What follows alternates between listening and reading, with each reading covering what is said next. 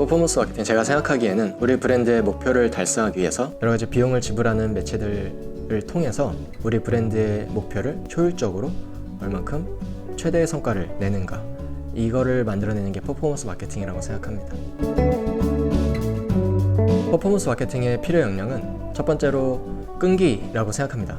이게 왜 그러냐면 퍼포먼스 마케팅에 빠질 수 없는 게 바로 데이터 부분이거든요. 근데 이 데이터를 보는 과정에 있어서 정제도 해야 되고, 우리가 보기 좋게 표로 만들던지 여러 가지 분석이 들어가야 됩니다. 이 데이터를 이렇게도 만들어보고 저렇게도 만들어보고 하는 과정이 어떻게 보면 지루하고 귀찮을 수 있어요. 그렇지만 이걸 끈기를 가지고 우리 성과를 위해서 하겠다라는 마음이 필요하기 때문에 저는 끈기가 중요할 것 같고, 또 하나는 분석하는 능력입니다.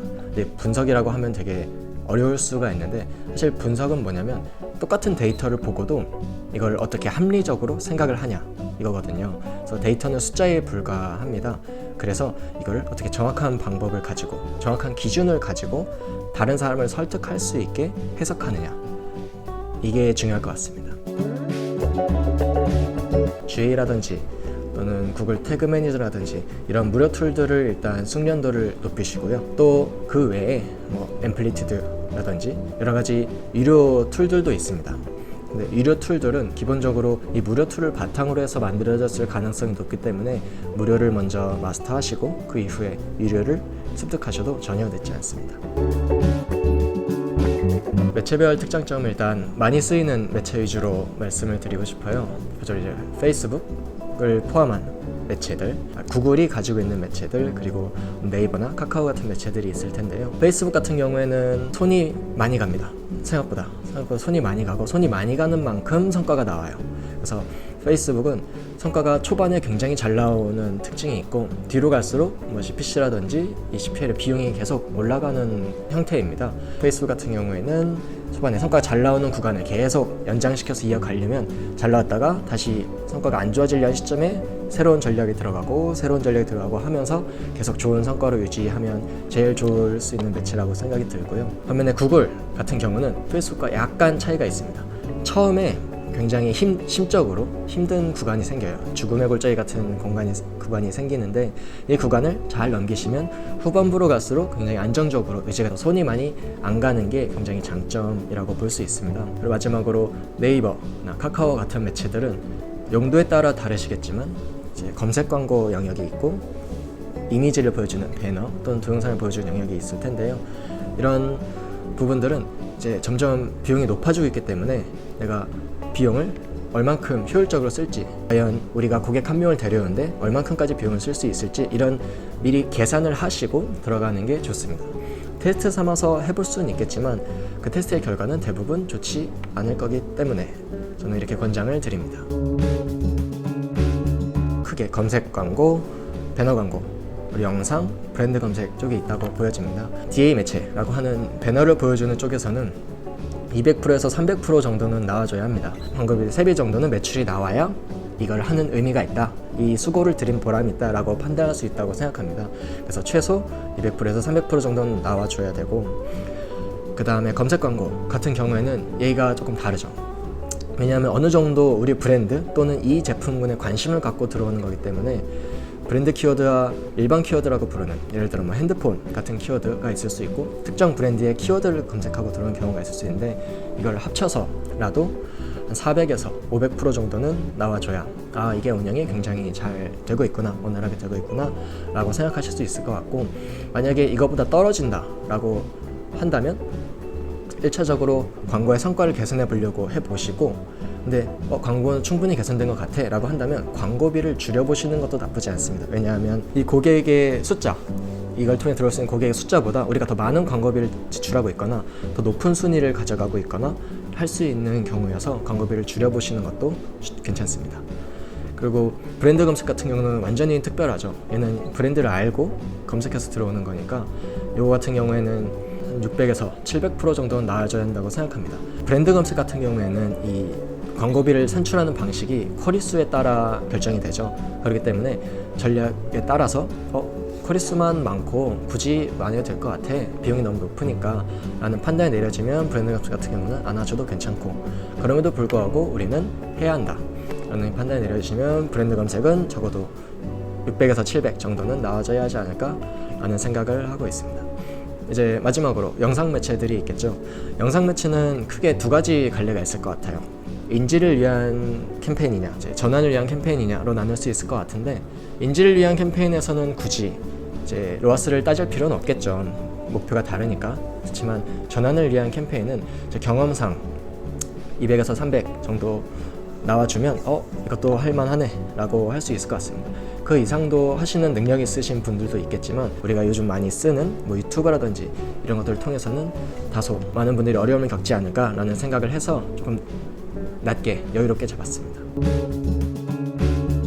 가장 중요한 건 기준을 올바르게 설정하는 겁니다.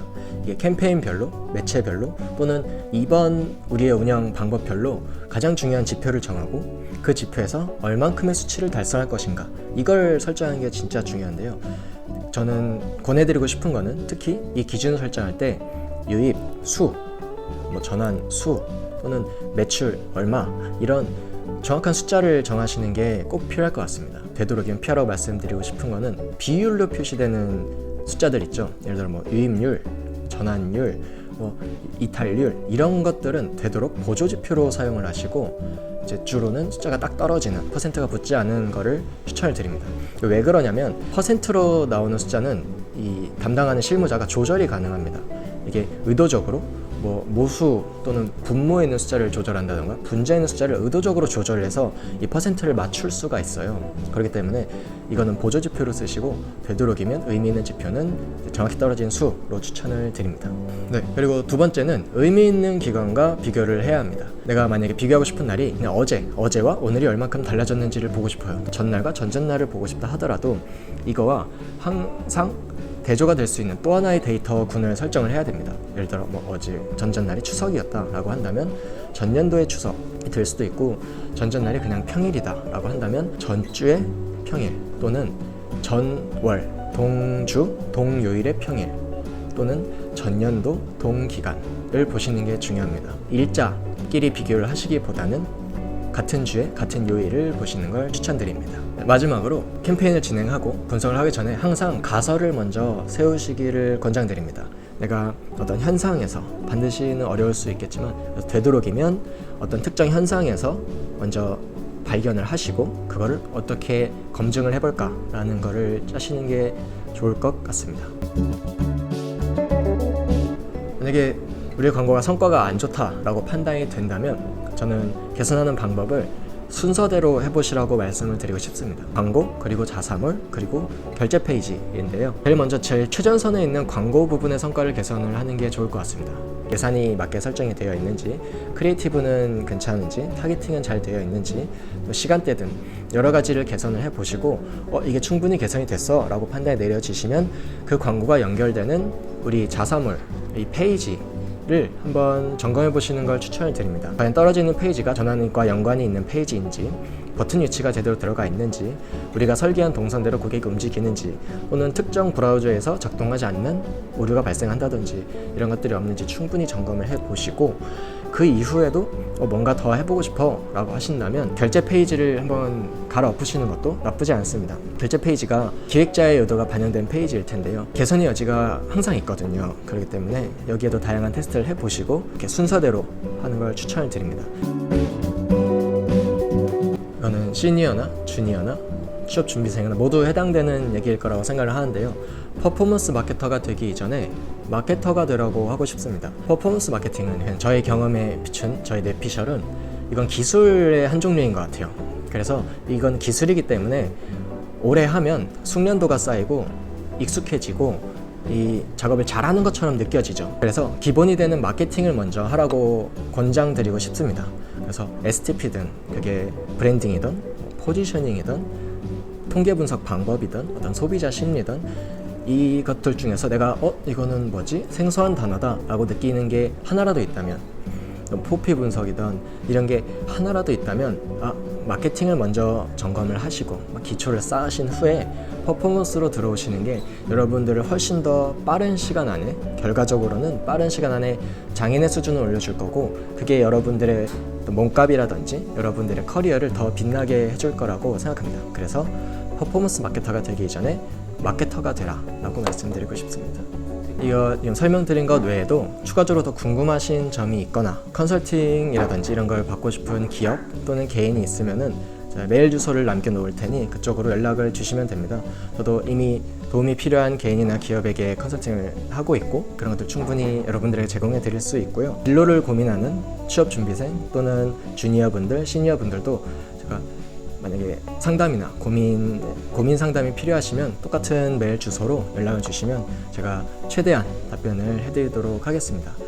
이렇게 하는 이유는 저 역시 누군가에게 이렇게 받았기 때문에 저도 제공을 해드리고 싶은 거고, 그래서 서로 충분히 이렇게 도움을 받고 도움이 되는 관계가 지속되었으면 좋겠습니다. 김테드 채널을 보고 연락 왔다고 하면 네네. 친절하게 응대해 주시나요? 그럼요. 이 김테드님 채널을 통해서 보고 이제 문의를 준다라고 하시는 분들에게는 제가 특별히 더 많은 거를 제공해드리고 더 플러스로 더 좋은 조건으로 이제 함께하도록 하겠습니다. 감사합니다. 감사합니다.